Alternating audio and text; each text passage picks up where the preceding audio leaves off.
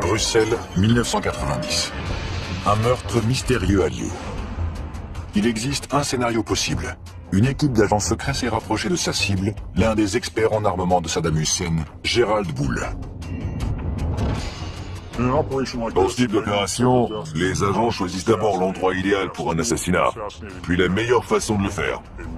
Ensuite, ils surveillent la cible de près et s'assurent de pouvoir facilement prendre la fuite. Voici les principaux suspects de ce meurtre de haut vol. Le Mossad, la CIA et le MI6. Ils voulaient tous sa peau, ne reste plus qu'à savoir qui serait le premier. Aujourd'hui, et pour la première fois, d'anciens agents du Mossad et de la CIA examinent la tactique et la technologie utilisée au cours de cet assassinat. C'est une technique d'assassinat rapide et sans douleur. Leur mission, faire la lumière sur un mystère resté irrésolu jusqu'à aujourd'hui. Qui a tué Gerald Bull?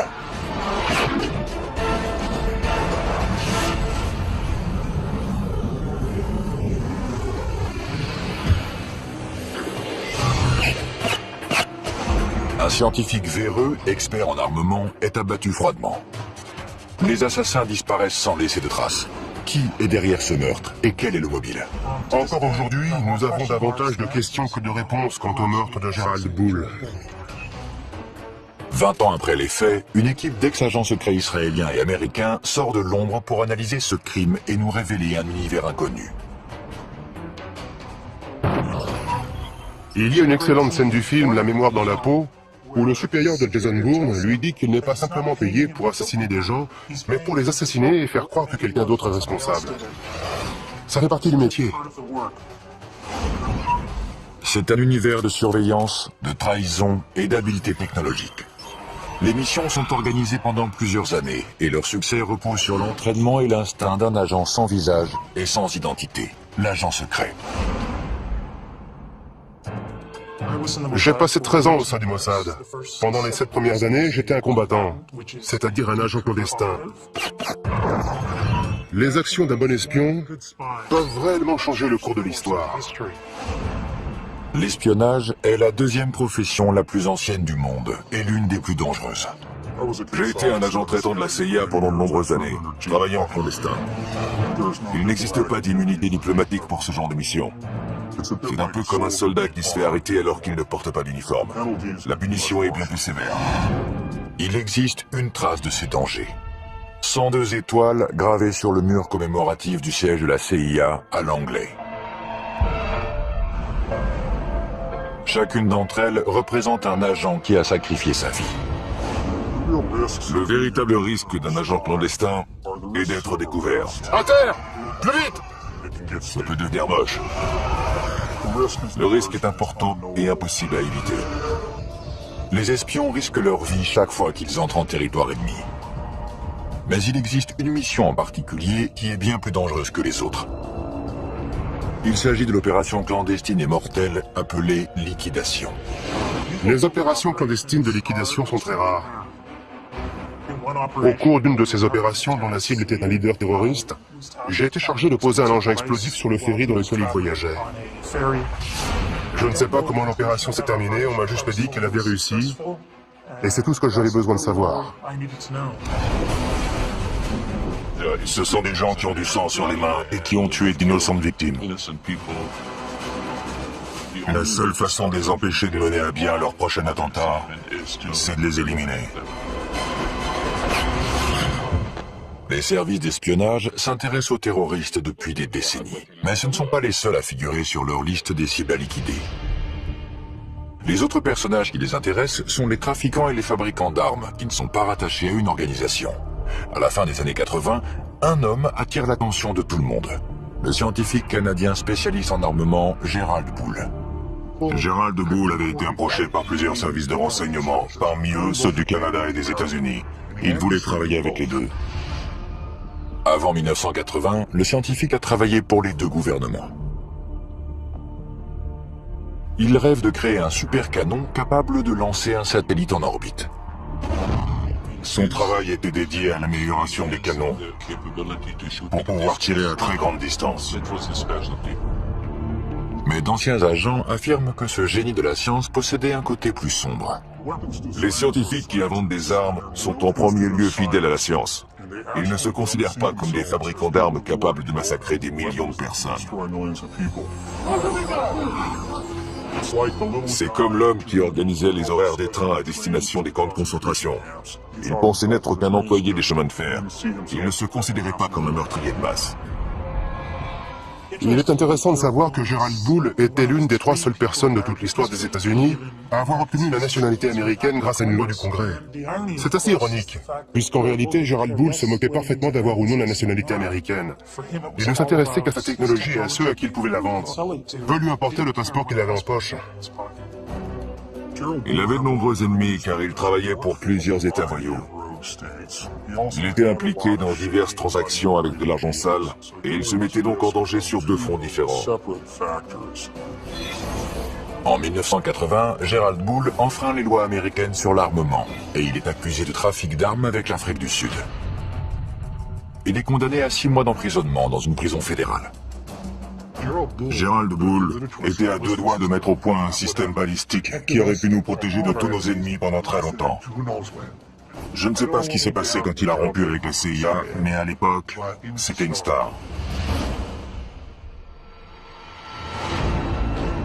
Quand Bull ressort de prison, il n'a plus de patrie. Il projette de construire son super canon et de le vendre au plus offrant. Il a de nombreux clients potentiels. La Chine, l'Iran et un peu plus tard, l'Irak. Le gouvernement irakien a adoré son idée et s'est mis à la financer. L'Irak fait venir Gerald Bull à Bagdad, où il commence à travailler sur une arme secrète surpuissante dont le nom de code est Projet Babylone. Le projet Babylone était un canon gigantesque et très puissant, capable de lancer un obus de la taille d'une voiture à une distance d'environ 1000 km.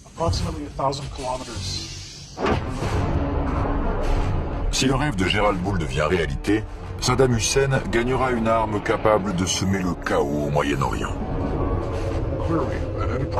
Bien évidemment, un tel projet ne passe pas inaperçu des services secrets du monde entier.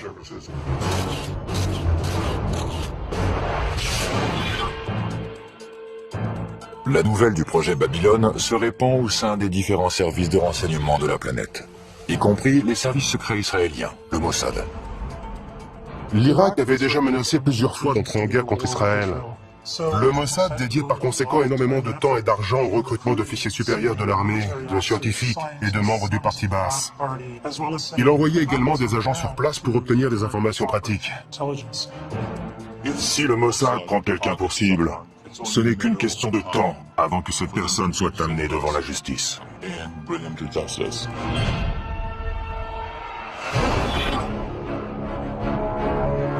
En Irak, Gerald Bull est très bien protégé. Chaque jour, l'étape finale de la construction de son super canon se rapproche.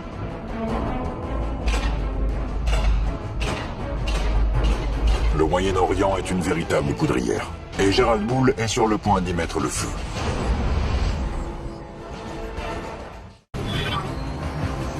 Irak, 1989. Le scientifique Gerald Bull, spécialiste en armement, travaille d'arrache-pied à son chef-d'œuvre, un super canon de 156 mètres de long, capable de semer le chaos au Moyen-Orient. Il s'est mis à travailler au service de Saddam Hussein, qui a déjà plusieurs armes de destruction massive et qui finance la fabrication de son canon. Cette arme aurait fourni une meilleure précision aux munitions. Bull était en train de rendre l'armée irakienne plus puissante. Nous ne disposions que de très peu de renseignements sur l'avancée des travaux sur ce super canon. Nous n'avions pas les agents nécessaires sur place. Cependant, il semble que le développement de la nouvelle arme de Gerald Bull soit surveillé de près par le Mossad, le service de renseignement israélien. Les informations recueillies par le Mossad concernant ce projet venaient de sources diverses. Certains renseignements étaient d'origine humaine et venaient de personnes haut placées dans le régime irakien qui avaient été recrutées et fournissaient des informations à des agents traitants du Mossad. Ce n'est plus le cas aujourd'hui avec les terroristes actuels, mais à l'époque, les Irakiens étaient encore sensibles aux méthodes de recrutement traditionnelles qui sont utilisées depuis que l'espionnage existe. Le ROHUM, ou le renseignement d'origine humaine, est l'art de recueillir des informations par le biais d'entretiens, d'interrogatoires, de corruption et de chantage. Si vous révélez des informations secrètes, nous mettons ces informations sous surveillance et en échange, vous recevez une somme d'argent considérable, à la condition que vous fournissiez un produit de grande valeur. Pour les agents clandestins en Irak, le prix à payer peut être très élevé.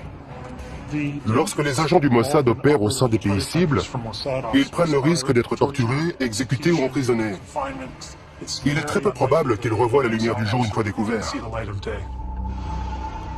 Le pire cauchemar des espions, c'est un séjour dans la chambre des horreurs, où l'on procède à l'arrachage des ongles. Il faut éviter cet endroit à tout prix. Car c'est là qu'on vous arrache les ongles.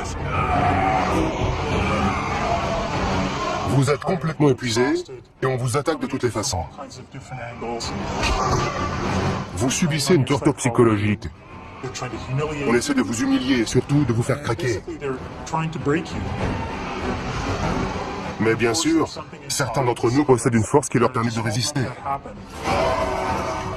Pour éviter la chambre des horreurs, un espion doit toujours avoir des yeux derrière la tête, même s'il ne quitte jamais sa cible du regard. Lorsqu'on met en place une opération de surveillance, il ne faut jamais oublier que l'ennemi va utiliser des techniques de contre-surveillance.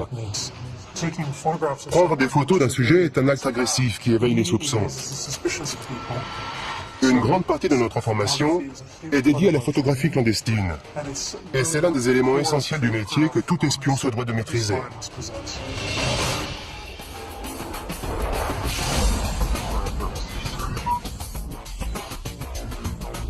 Michael Ross et Ishmael Jones, anciens agents des services secrets, nous présentent la technologie qui sert à la surveillance photographique. Ceci est un étui à lunettes. C'est un appareil photographique très ingénieux. Il y a un trou, et lorsqu'on l'ouvre, on découvre un appareil photo à l'intérieur qu'on peut relever. On peut le poser sur une table, prendre quelques photos, sortir ses lunettes, et les nettoyer, puis les ranger et refermer l'étui. Mais en réalité, c'est un équipement d'espion. Si quelqu'un ouvre cet étui, il comprend tout de suite que son propriétaire est dans l'espionnage. Mais moi, ce que j'utiliserais, c'est quelque chose de plus grand et de plus simple, un objet commun. C'est un appareil photo comme les touristes en utilisent partout dans le monde. Je le mets dans un sac. Il y a un filet à mailles, cela me permet de me rapprocher de la cible et de prendre des photos. J'utilise également une télécommande pour ne pas avoir besoin de toucher l'appareil. Je n'ai qu'à viser et appuyer. La surveillance d'un site à haute sécurité, comme celui de la fabrication d'armes du projet Babylone, est très risquée. La capture des agents aboutit à leur torture, ou pire encore.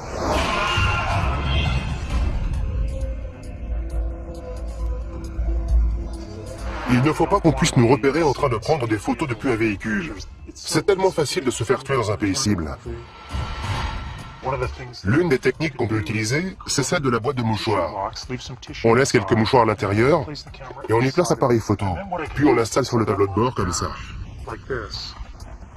Je choisis la position idéale pour pouvoir prendre des photos des cibles que je veux immortaliser. Et voilà, je suis juste assis dans ma camionnette, les mains sur le volant. Je n'utilise même pas l'appareil. Jabal Amrin en Irak, 1989. Gerald Bull teste une version réduite de son supercanon, le Mini Babylone. Il travaille également à l'amélioration du système balistique des missiles Scud de Saddam Hussein. Ces avancées pourraient avoir de terribles conséquences. Sa mission consistait à fabriquer des obus et des bombes qui transporteraient des armes chimiques et biologiques. Leurs effets auraient été catastrophiques.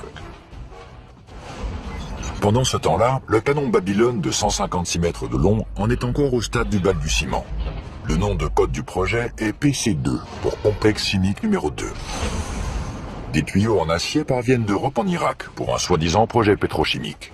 Mais ils serviront à construire le canon du véritable Babylone.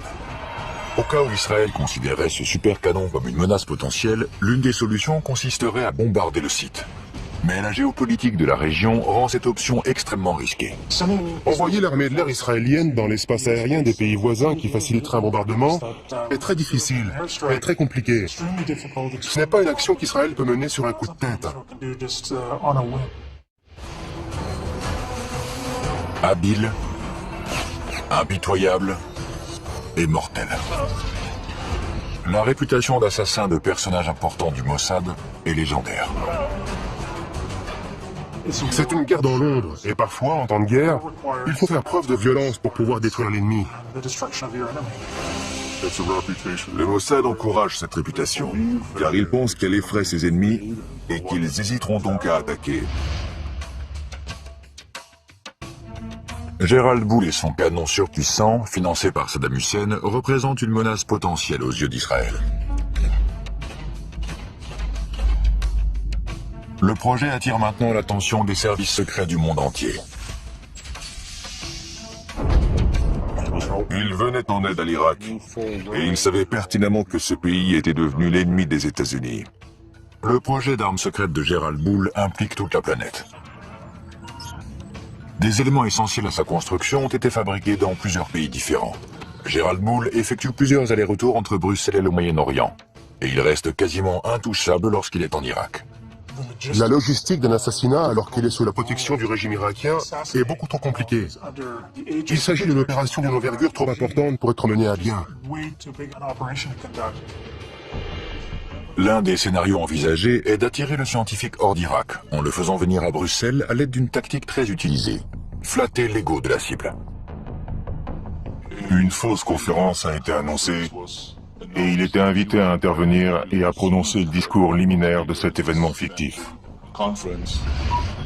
Les services de renseignement ont les moyens d'organiser une conférence, de faire venir des participants, financer l'événement et inviter la cible à y participer en flattant sa vanité.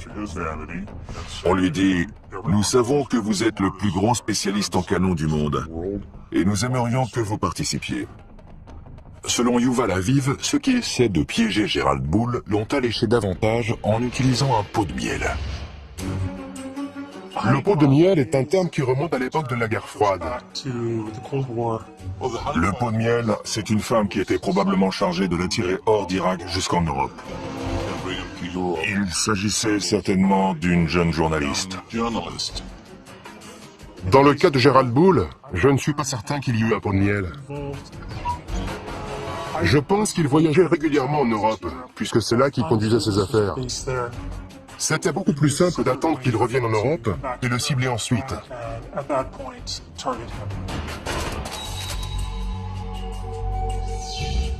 Que ce soit pour assister à une conférence fictive, pour retrouver une femme séduisante ou tout simplement pour gérer ses affaires, Gérald Boul rentre chez lui à Bruxelles.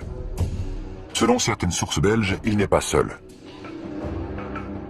Un ou plusieurs services de renseignement maintiennent une surveillance constante. L'équipe de surveillance doit être dynamique et souple pour pouvoir suivre la cible dans n'importe quelle situation.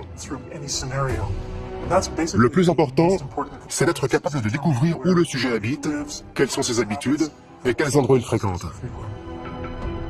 En 1990, la technologie n'était pas aussi développée qu'aujourd'hui. Il y avait certainement des agents qui le surveillaient directement en le suivant et en essayant de maintenir autant de distance possible entre eux pour éviter d'être repérés. Si un agent est découvert pendant une opération de surveillance, c'est toute la mission qui est compromise. Maintenir une bonne couverture, c'est la seule protection efficace pour les agents qui opèrent au sein de pays ennemis. Ce ne sont ni les armes, ni la maîtrise des arts martiaux qui vous protègent dans cette situation, mais bel et bien votre couverture. La couverture des agents à Bruxelles devient capitale. Une identification photographique et surtout une identification fiable de la cible à éliminer est essentielle, car l'histoire regorge de victimes innocentes qui se sont fait liquider par erreur. Il faut prendre des clichés à différents moments de la journée et sous différents angles pour que l'assassin dispose d'une série complète de photographies à étudier afin que l'identification soit parfaite. Garder l'œil sur le scientifique est loin d'être un jeu d'enfant. Certains pensent même que les agents qui l'observent sont surveillés à leur tour. Je suis persuadé que ceux qui l'ont assassiné étaient surveillés de près par d'autres agents. Une couverture décelée peut faire s'effondrer une mission comme un château de cartes. Les agents doivent avoir l'art de se fondre dans le paysage et s'assurer de ne pas dévoiler leur équipement. Celui-ci peut se transformer en... Michael Ross, ancien agent du Mossad, et Ishmael Jones, ancien agent de la CIA, nous expliquent les dangers de l'utilisation de matériel d'espionnage. Que se passe-t-il si vous êtes découvert avec cet équipement? Si vous avez en votre possession ce type de matériel pendant un interrogatoire, on vous envoie immédiatement à la chambre des horreurs. C'est la preuve que vous êtes un espion. Si vous utilisez ce type d'objet, c'est que votre quartier général vous a confié une mission d'espionnage et les raisons pour lesquelles vous pourriez avoir besoin d'un tel équipement sont plus qu'évidentes. C'est ça qui me plaît dans cet objet. Il est ce qu'il est. Il n'est pas camouflé. Il ne reste plus qu'à sortir l'antenne, relever les sécurités, et une fois la lumière allumée, si j'appuie sur ce bouton, boum, quelque chose va exploser quelque part. D'un autre côté, il existe ces appareils de communication qui sont très intéressants et de très bonne qualité. Si on ouvre cet étui à cigarette, on découvre l'appareil qui permet de communiquer. C'est formidable. Plusieurs de ces objets servent à communiquer. Ceci est en réalité l'ancêtre du téléphone portable. Ce côté devient un micro une fois retourné et mis en contact avec l'intérieur.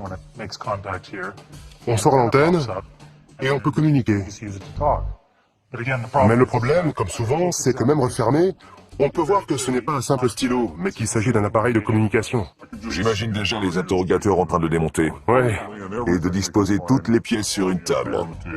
La première chose qu'ils font une fois qu'ils vous ont attaché à une chaise, c'est de fouiller tous vos vêtements et vos affaires et de démonter tout ce qu'ils trouvent. On peut inventer des cachettes très ingénieuses, mais ils les découvrent toujours très rapidement. Règle numéro 1 de l'espionnage, ne pas être pris. Règle numéro 2, le moindre petit détail peut signer votre arrêt de mort. La préparation des agents du Mossad est un rituel consistant à passer soigneusement en revue chaque objet, chaque vêtement et chaque accessoire qu'ils vont emmener. On peut monter une opération gigantesque, mais si un de nos vêtements porte une étiquette fabriquée en Israël, tout s'effondre comme un château de cartes.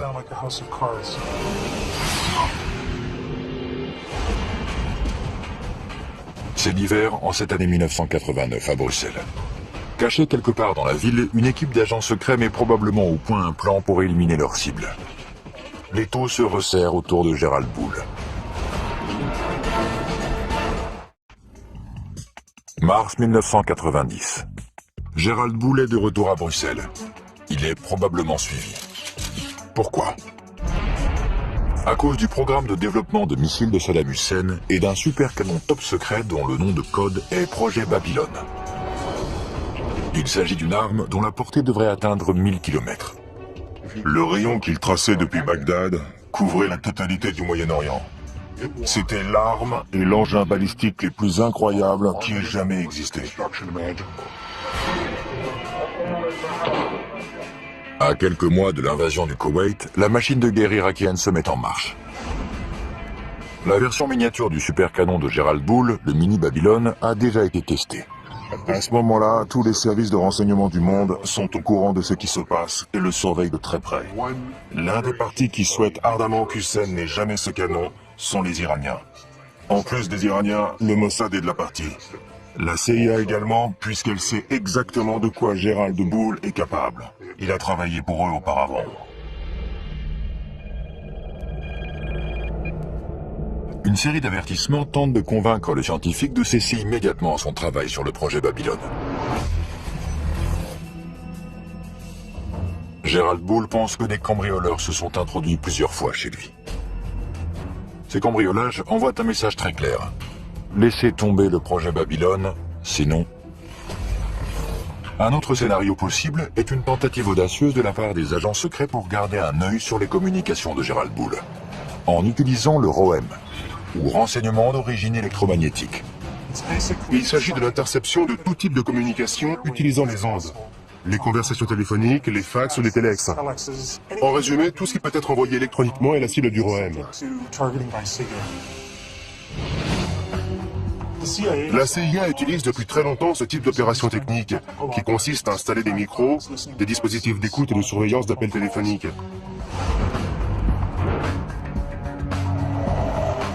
Donc, elle est toute désignée pour mener ce genre d'opération de surveillance, et particulièrement la surveillance électronique de la cible.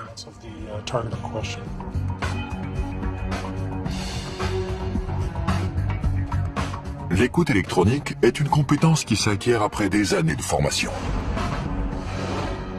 L'ancien agent de la CIA Ishmael Jones nous dévoile l'univers des micros et des transmetteurs cachés.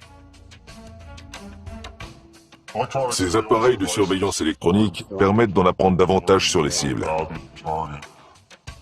On a placé des dispositifs datant de la guerre froide dans certains objets de cette pièce. Dans ce téléphone, par exemple. Voici l'appareil d'écoute.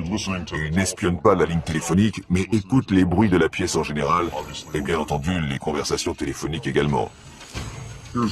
En voici un autre installé sous le siège d'une chaise de bureau standard. Cette partie doit ensuite être recouverte de bois ou de tissu pour ne plus être visible. Pour dissimuler un dispositif dans un livre, il faut l'installer dans le dos. C'est d'ailleurs un appareil de la CIA. On peut voir le dispositif audio en haut, les piles sont au centre, et les autres éléments de l'appareil sont en bas. C'est un transmetteur complet. Mais lorsque la cible est mobile, il faut pouvoir suivre ses conversations à travers la ville. L'une des solutions possibles remonte à la guerre froide. Voici un dispositif d'écoute de la guerre froide. L'avancée de cette technologie, c'est que les conversations de la cible peuvent être entendues, peu importe où elles se trouvent, tant qu'elle porte ce manteau. L'inconvénient de cet appareil, c'est qu'il se remarque facilement. Il ne ressemble pas à un bouton normal. La cible peut s'en rendre compte et elle redoublerait alors de méfiance. Entrer par effraction dans l'appartement d'une cible importante comme Gerald Bull peut compromettre l'opération tout entière. On va devoir entrer par effraction, ou si possible avoir un rendez-vous sous de faux prétextes. Il faut alors réfléchir très vite à l'endroit où placer le micro. Le mieux est de disposer d'un mur commun tout à côté de la cible. On peut percer un trou dans le mur et y installer un dispositif audio ou vidéo. C'est une technique beaucoup plus intéressante. C'est plus simple d'avoir un appartement à soi pour y travailler. À Bruxelles, Gerald Bull est surveillé de près par une organisation sans visage et sans nom. Il reçoit un ultime avertissement. Cessez votre travail sur le projet Babylone. Mais il choisit d'ignorer la menace. La mission qui tente d'éviter la construction du supercanon de Saddam Hussein passe à la vitesse supérieure. La technique la plus simple pour stopper cette opération est d'éliminer Bull. Le spécialiste en armement canadien est condamné à mort. Bruxelles est un endroit idéal pour liquider un homme comme Gerald Bull. La ville est calme et sûre, et la cible se sent à l'aise et détendue. À Bruxelles, on entre en mode tourisme. Le scientifique pense que des cambrioleurs se sont introduits dans son appartement plusieurs fois, mais sans emporter d'objets de valeur. Il reçoit un ultime avertissement. Il doit cesser son travail sur le projet Babylone. De nombreux ennemis peuvent avoir été les auteurs de cette menace. Encore aujourd'hui, personne ne sait qui l'a appelé. La menace peut venir de différentes sources, y compris le Mossad ou l'Iran. D'après moi, les Iraniens pourraient très bien avoir assassiné Bull. Ils auraient pu le faire. Ils en avaient les moyens. Tous les plus grands services de renseignement sont capables de mener à bien une telle opération. Et ils l'ont déjà fait par le passé. La CIA, l'ancien KGB, aujourd'hui SVR, le MI6.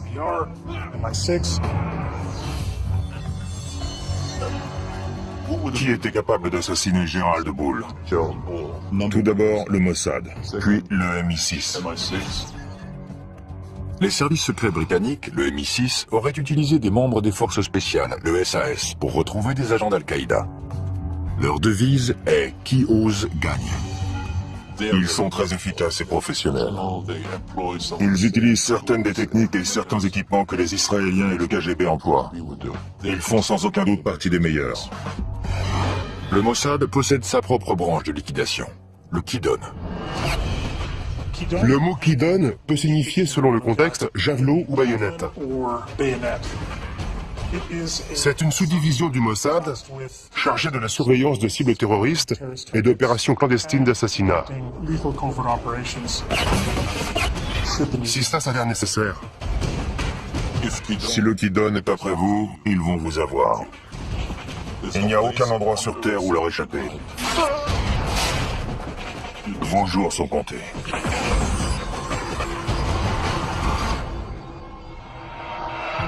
Bruxelles, mars 1990.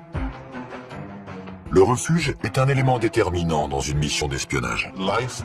L'attente dans un refuge avant le début de la mission, c'est un moment extrêmement stressant. Chaque fois qu'on entend une sirène dehors, on pense que c'est pour soi. Les refuges des espions sont un peu comme des ports en pleine tempête. Ce sont des appartements loués sous de faux noms, avec des informations différentes. Tous les services secrets les utilisent pour se protéger du monde extérieur. Ce sont des endroits où les agents peuvent se réunir, étudier les plans, analyser les opérations et en discuter, faire des débriefings. Au cours des heures qui précèdent une mission, l'équipe examine chaque détail de l'opération. La tactique peut varier, mais une équipe de liquidation standard est composée de plusieurs agents. Le leader est responsable de la sécurité et de la surveillance constante de la cible. Le chauffeur est chargé d'amener l'équipe dans la zone d'action et de l'en extraire. Et le tueur, ou les tueurs, effectuent l'exécution. Un autre élément clé d'une opération secrète de liquidation est le choix de l'arme. Les autres services de renseignement utilisent des armes plus lourdes, c'est-à-dire des gros calibres. Mais le Mossad a décidé que la précision est prioritaire.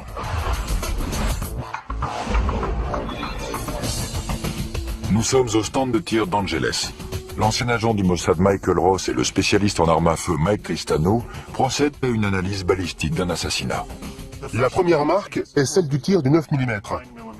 Elle a traversé le gel de part en part. Ce type d'arme laisse de sacrés dégâts, sans parler de risquer de tuer un passant innocent qui se tient derrière. Le gel balistique a la même densité que les tissus musculaires humains semi-tendus. Il permet de fixer l'empreinte balistique d'une arme. Le calibre 22 est plus intéressant, car il fait ce qu'un assassin veut, c'est-à-dire pénétrer, pas trop profondément, et exercer toute son énergie dans le corps, le crâne, ou n'importe quel autre endroit atteint. Son énergie n'est pas projetée vers l'extérieur en laissant d'énormes dégâts, quelque chose de très visible. Lorsqu'il s'agit de liquider une cible, il vaut mieux choisir la discrétion.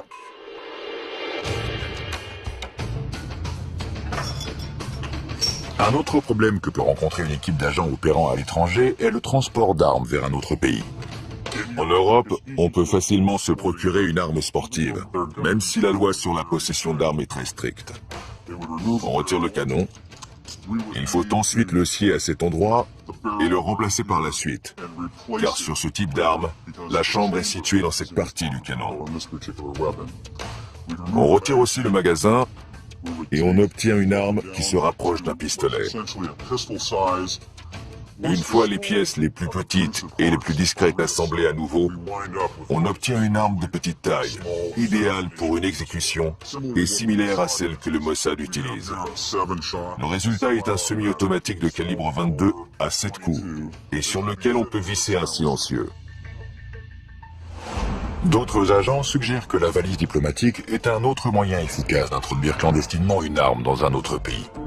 Les valises diplomatiques sont indispensables aux services secrets, car elles permettent de transporter d'un pays à l'autre différents objets, allant d'images satellites à des armes si nécessaire. C'est une méthode sûre et efficace qui permet de déplacer des objets importants et de déjouer le contre-espionnage.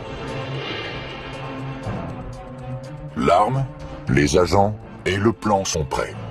L'équipe de liquidation d'origine inconnue se poste à proximité de l'appartement de Gérald Poole. Mais il reste encore un problème. Les autres services de renseignement qui pourraient surveiller la cible doivent être éloignés, mais sans recourir à la violence.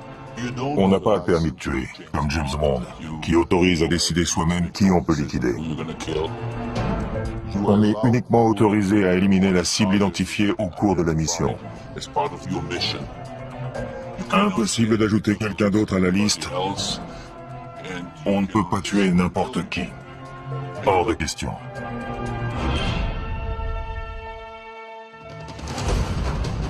Dans le cas de Bull, s'il était suivi par un troisième pays, la meilleure solution était de distraire l'équipe de surveillance pour l'éloigner.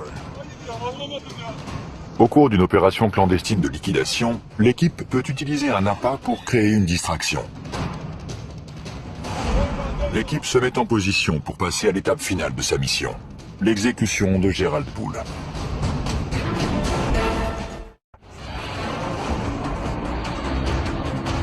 À la veille de la guerre du Golfe, Saddam Hussein a rassemblé un arsenal d'armes de longue portée. Le scientifique expert en armement Gerald Bull est l'un des fers de lance de cette initiative.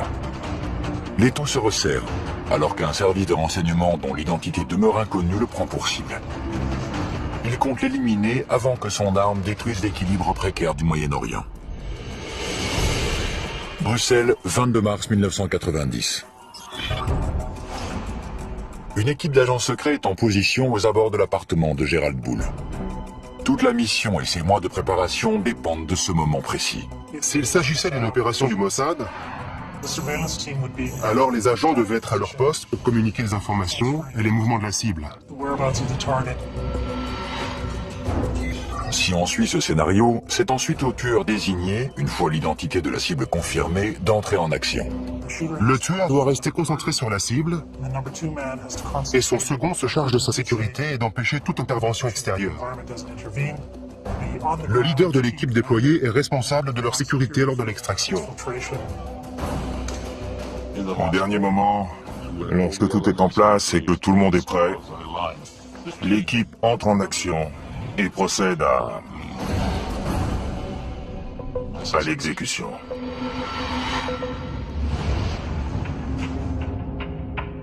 Le niveau de stress est élevé, bien évidemment. On entend le bruit d'une clé qu'on glisse dans la serrure, puis la porte qui s'ouvre, et on prie pour que ce soit notre cible et non quelqu'un d'autre. Puis la cible se trouve juste devant nous, et c'est là qu'il faut vous en occuper. Et avant que la cible meure, on s'assure qu'elle sait pourquoi on est là. On lui pose la question, vous savez pourquoi je suis là? Et on peut voir sa peur sur son visage, car elle sait pourquoi on est là.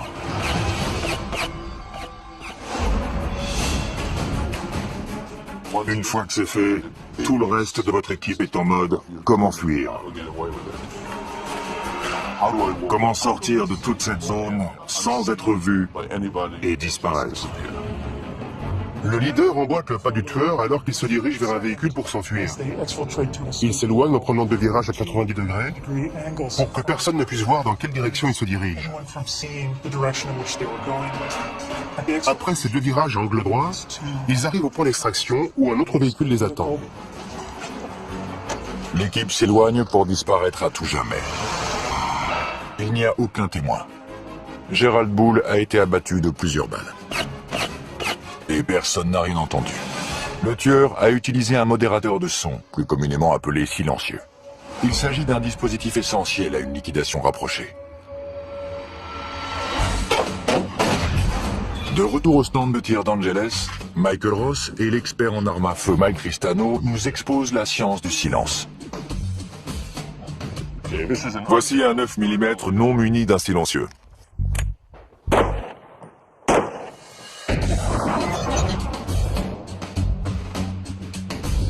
On ne peut pas dire que ce soit une arme silencieuse. Non, absolument pas. L'arme de prédilection du Mossad pour les exécutions est un pistolet de calibre 22 équipé d'un silencieux. Le principe d'un modérateur ou silencieux est assez simple. On le place sur la bouche du canon d'une arme à feu. Le mécanisme interne est une série de rondelles qui piègent les gaz libérés lors d'un tir. Le bruit est émis lorsque le percuteur heurte la balle, qui est ainsi projetée hors du canon. Si on parvient à étouffer ce bruit, à dissiper ces gaz avant que la balle ne sorte du canon, le tir devient très silencieux. Un silencieux peut réduire le niveau sonore d'un coup de feu de 30 décibels. Un autre avantage du silencieux est qu'il améliore la précision du tir. Le canon est rallongé, le tir est donc un peu plus précis. C'est le même principe qu'avec un fusil. Il est plus précis parce que le canon est plus long. Comme vous le voyez, les impacts sont relativement groupés. Je crois qu'on peut dire qu'il est mort. Grâce à leur technologie et à leur habileté, les assassins de Gerald Bull ont pu s'échapper sans être repérés. Mais le mystère reste entier. Qui a appuyé sur la détente? La probabilité qu'un service de renseignement étranger soit responsable de l'assassinat est grande. Le premier qui vient à l'esprit est le Mossad. Il est bien connu que le Mossad procède à des liquidations. Il existe une autre possibilité. Le tueur est peut-être un agent d'un autre service secret travaillant en collaboration avec le Mossad. La seule organisation qui pourrait collaborer avec le Mossad est le MI6 britannique. Le Mossad n'a jamais collaboré avec d'autres services par peur que l'autre organisation ne soit pas à la hauteur, qu'il y ait trop de paperasserie et que toute la mission soit ralentie. Mais ils ont collaboré à de nombreuses reprises avec le MI6. Et avec succès. De nombreux spécialistes sont persuadés que les responsables sont des agents du Mossad. Mais le résultat des analyses balistiques ne correspond pas à leur mode opératoire. Un pistolet calibre 22 avec silencieux. L'élément intéressant dans cette affaire est que Gerald Bull a été assassiné avec une arme de gros calibre. La scène a donc dû être très sanglante et je pense que cela indique que le tueur n'était pas un professionnel. Mais il existe bien entendu la possibilité que les tueurs aient choisi de faire croire que quelqu'un d'autre, nettement moins professionnel, était responsable du meurtre. Un troisième scénario pointe du doigt une autre organisation qui aurait été postée devant l'appartement de Gerald Bull avant l'assassinat. Les Iraniens. Les Iraniens figurent en bonne place sur la liste des suspects potentiels, au vu du simple fait que toute arme développée par l'Irak pourrait être utilisée contre eux. L'Iran a des agents, mais ceux-ci ne maîtrisent pas la sophistication déployée dans cette liquidation. La CIA est un autre suspect potentiel de l'assassinat de Gerald Bull. Gerald Bull constituait une menace suprême. Et je pense que l'agence aurait fait appel à un allié qui utilisait des méthodes de liquidation.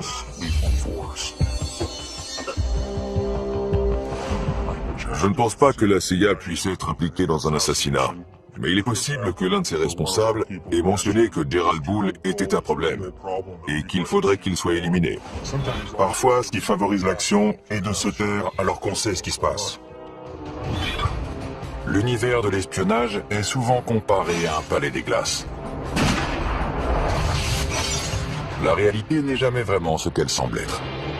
Le mystère qui entoure la mort de Gerald Bull reste entier. L'identité de l'assassin reste inconnue. Est-ce que certains services de renseignement étaient au courant de l'exécution? Et si oui, combien?